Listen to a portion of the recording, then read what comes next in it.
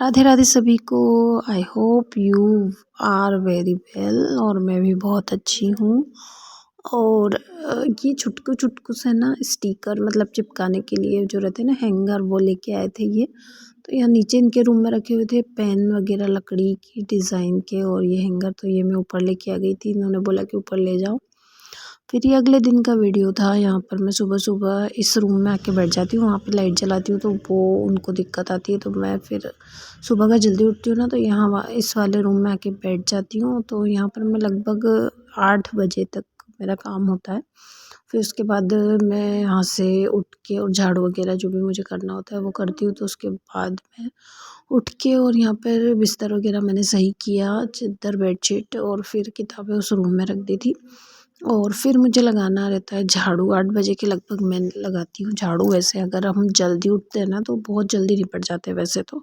और अभी बजी थी 8, और 8 साढ़े 8 से 8:30 के बीच में मैंने ये सब्जी काट के और चाय बनाने आई थी। तो मतलब ये उठते ही से मैं चाय बनाने आती हूँ, और उसी टाइम पे चाय चढ़ा के और सब्जी काट ली थी मैंने, और फिर आटा लगा दिया था। और अभी क्या है ना, सर्दी का टाइम है तो दिन बहुत छोटे हो रहे हैं, और सासू माँ जल्दी आ जाती है खाना लेने। तो मतलब अगर मैं पोछा वगैरह कुछ लगाने लग जाऊँ तो काफ़ी लेट हो जाता है। नहाने लग जाऊँ तो जब मैं नहाने जाऊँगी तभी वो आएंगी। तो उससे अच्छा है मैं पहले ना सब्जी बना के आटा लगा के और रोटी बना लेती हूँ, ताकि उनको भी टाइम पे मिल जाए, कुछ मतलब इंतज़ार नहीं करना पड़े, क्योंकि उनको काफ़ी जल्दी होती है। और फिर यहाँ पर मैंने बना लिया था, मतलब बनाने लग गई थी, मैं रोटी बना रही थी। जल्दी जल्दी से बना लेती हूँ क्योंकि अभी वो आ जाएंगी लगभग 9 बजे तक, तो आ जाती है और 8:30 बज गए थे। तो मैं यहाँ पर रोटी बना रही थी, और अभी है ना कुएं पे से वो छाछ लेके आई थी हमारे पड़ोस में जो कुआं है ना वहाँ पे से। तो वो दो दो बार लेके आ गई। पर क्या हो रहा है, अभी सब्जी रखी हुई है ना, कुछ यूज़ में नहीं आ रही है वो छाछ। मतलब मैं कढ़ी भी नहीं बना रही हूँ। और तो उन्होंने बोला कि मैं ले जाती हूँ, तुम भी यूज़ में नहीं, मतलब तुम भी काम में नहीं ले रही हो तो मैं ही ले जाऊँगी उसको, तो कुछ बना लूँगी। तो वो लेके चली गई थी, और मैंने बना ली थी फटाफट से रोटियाँ। तब तक वो आ गई थी, तो उन्होंने अपने टिफ़िन वगैरह जमा लिया। और जो छाछ लेके गई थी तो उसकी वो बना के लाई थी राबड़ी, ताकि मतलब बहुत गरम थी। तो मैंने इसकी प्लेट हटा दी, और सासू माँ भी लेके चली गई थी खाना, कि उनको ना मतलब अगर जल्दी बना देता ना, उनको बिल्कुल रुकने का कुछ भी मतलब ऐसा रहता नहीं है, फटाफट से वो अपना काम करती है और चली जाती है। फिर मैंने यहाँ पर खाना वगैरह बना के और किचन क्लीन करा, और बर्तन वगैरह जो भी साफ़ करने थे वो किए। तो यहाँ पर नीचे भी आटा बहुत ज़्यादा बिखर जाता है, तो मैं उसको भी साफ़ करती हूँ। और ये बर्तन वगैरह जो भी होते हैं उनको साथ के साथ क्लीन कर लिए मैंने, ताकि बार बार मुझे रसोई में ना आना पड़े। और यहाँ पर अभी मुझे बाल गोपाल के लिए खाना था भोग, तो उससे पहले मेरा स्नान बाकी था अभी, और लगभग 9 बजे होंगे इस टाइम पे, शायद 9 सवा 9। और ये किचन मेरा अच्छे से क्लीन हो गया था पूरा। और हाँ, पपीता रखे हुए थे तो ये लेटे हुए थे शायद, तो मैंने सोचा कि यार ये पपीता बिल्कुल ऐसे ही ख़राब हो जाएंगे। एक तो सासू माँ ले गई थी, और बाकी ये 2 रखे हुए थे। तो ये थोड़े से कच्चे रहते हैं ना, तो रखे रखे पता नहीं क्या हो जाता है इनमें, मतलब एकदम पकते भी नहीं है, और ऐसा लगता है जैसे ख़राब ना हो जाए। तो फिर मैंने इनको जल्दी से कट किया, और सुबह सुबह नाश्ते के लिए इसका यूज़ किया मैंने। तो यहाँ पर अच्छे से इसका छिलका बीज वगैरह सब हटा के मैंने कट कर लिया था, और प्लेट में रख लिया था, और कटोरी में अलग निकाल दिया था, ताकि मैं नहा के आऊँगी तब भगवान के रख दूँगी भोग में। और बाकी का इनको दे के आ गई थी मैं, थोड़ा बहुत मैं ले लूँगी, और बाकी इनको दिया था। बाकी एक थोड़ा सा गट्ठा था, और एक थोड़ा सा मतलब पका हुआ अच्छा था, तो वो मीठा लगा था। और एक थोड़ा सा कच्चा था ना, तो वो कम मीठा लगा था। और इस टाइम पे 9:15 के समथिंग कुछ हो रहा था टाइम।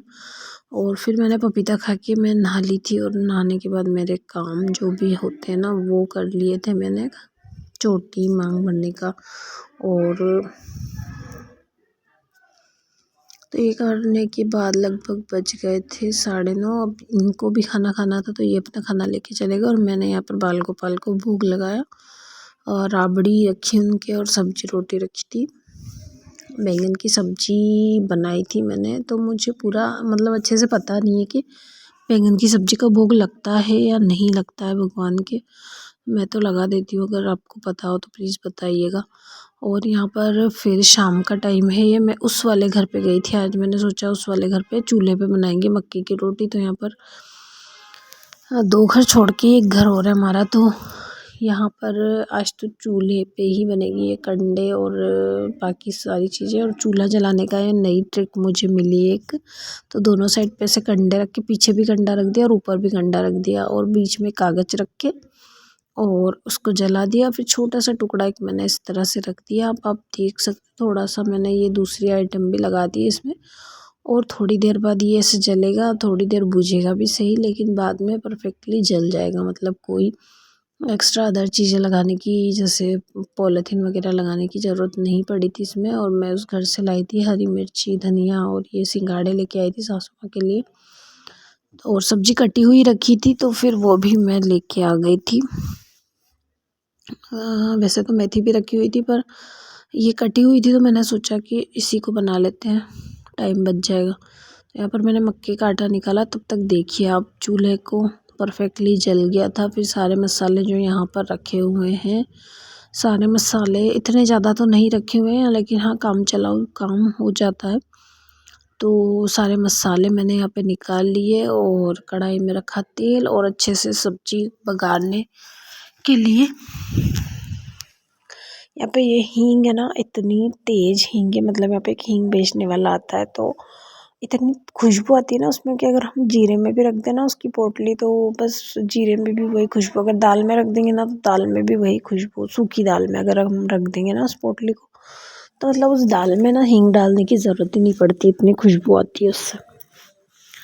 तो यहाँ पर ये हल्दी, मिर्ची, नमक और लाल मिर्च जो भी यहाँ पे था, यहाँ पे मतलब वो सूखा वाला धनिया नहीं था, या होगा भी सही तो मैंने पूछा नहीं सासू माँ से।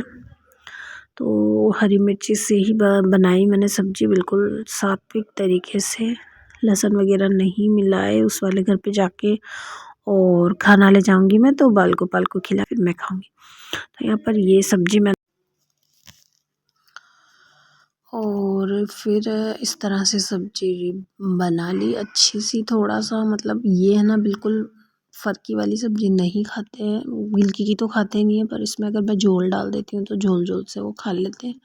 वैसे तो वो बोल रहे थे कि तुमने ये क्यों बनाई है, मेथी रखी थी तो मेथी बना लेती, पर फिर मैं इनको क्या ही बोलूँ, मैंने कहा कि हाँ मैंने कट कर रखी थी तो बना ली है। और फिर आज बनेगी मक्के की रोटी। तो यहाँ पर ये इस तरह से मैंने एकदम अच्छा टाइट आटा लगा लिया था, तब तक सब्ज़ी बन रही थी तब तक, ताकि मेरा टाइम बच जाए।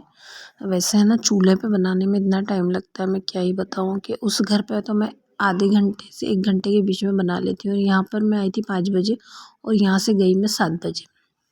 तो यहाँ पर ये सब्ज़ी बन गई थी, इसमें अच्छा सा धनिया डाला मैंने, मैं लाई थी वही डाल दिया। वैसे तो सासू माँ खेत पे से भी लेके आई थी, उसमें अच्छी खुशबू आती है, पर मैंने फिर ये काट रखा था तो यही डाल दिया। मैंने सोचा उस वाले धनिया की अपन चटनी बना लेंगे। तो वो चटनी मैंने आज बनाई, जब मैं ये वॉइस ओवर कर रही हूँ ना, तो 3 दिन बाद। और इस तरह से ना अच्छी सी मोटी मोटी सी, मतलब मैं तो थोड़ी सी मोटी बनाती हूँ रोटी, सासू माँ अगर बनाती ना मेरी तो इतनी, मतलब इतनी पतली पतली बनाती है और इतनी टेस्टी लगती है उनके हाथ की रोटी। और मैं तो मतलब काम चलाओ तो बन जाती है वैसे ऐसे मोटी मोटी, लेकिन मैंने चूल्हा इतना तेज़ जलाया, 2 लकड़ी लगा दी थी इसमें, तो ये है ना पता नहीं, थोड़ी सी जो रोटी मैं सेक रही थी ना तो कड़क हो रही थी। बस लास्ट की एक मोटी बनाई थी मैंने, तो वो अच्छे से फूल गई थी, बाकी तो बहुत सारी जल भी गई थी आसपास की। शायद इसको मतलब चूल्हे को ज़्यादा लगा दिया था मैंने। और ये यहाँ पर बन गई थी मेरी रोटी। मैंने इनको बोला था खाने के लिए, लेकिन ये पता नहीं कहाँ चले गए थे, तो फिर मैं अपनी और उनकी दोनों की उसी घर पे ले गई थी। और फिर यहाँ आके खाना खाने के बाद मुझे कट करना था ये एक सूट, जो भी हनी की मम्मी ने दिया था शायद, ये कि उनको कहीं शादी में जाना था तो वो मुझे देके चली गई थी। तो यहाँ पर ये सूट मैंने कट किया, इस तरह का नेक है, इसमें दूधी का सूट है शायद ये। तो इसकी कटिंग करनी थी और इसका चेस्ट वगैरह ना 36 32 38 के समथिंग था। और यहाँ पर फिर मेरे बाल इतने बिखरे हुए थे तो मैंने इनको समेटा और बाकी का सूट पे जो मैंने निशान लगा दिए थे उसको कट किया। और इस टाइम पे आ गया था शायद यशु का फ़ोन आ गया था, तो फिर मैं उससे बात करने लगी और फिर ये